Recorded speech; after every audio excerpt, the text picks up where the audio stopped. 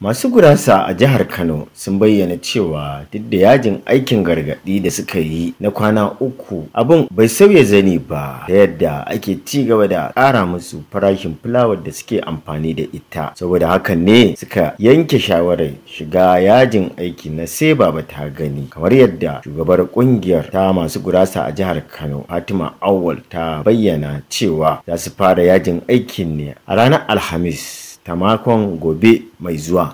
To maganar Allah da mun yi yajin aiki ne na kwana uku domin jan kunne, to kuma gashi mun dawo mun ci gaba da aiki har gashi yau mun tashi da gurasa ta sati ɗaya. Maganar Allah ba wanda ya tuntube mu akan cewar ga halin da ake ciki da su mahukuntan fulawa da mu yan gurasa. Yajin aiki sakamakon in mun yi gurasa ma babu mu fita, babu abin da muke samu a cikin gurasa, wallahi sai wahala, sai ma bashi da yake ta hauhawa a cikin tare da mu.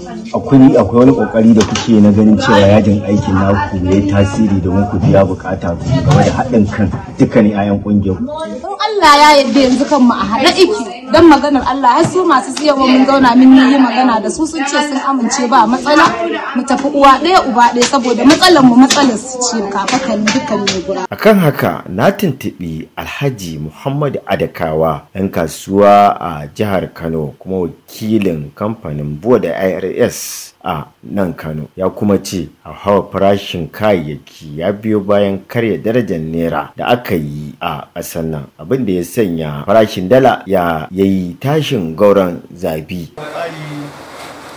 Karya darajar naira da aka yi shi ya kawo ƙari.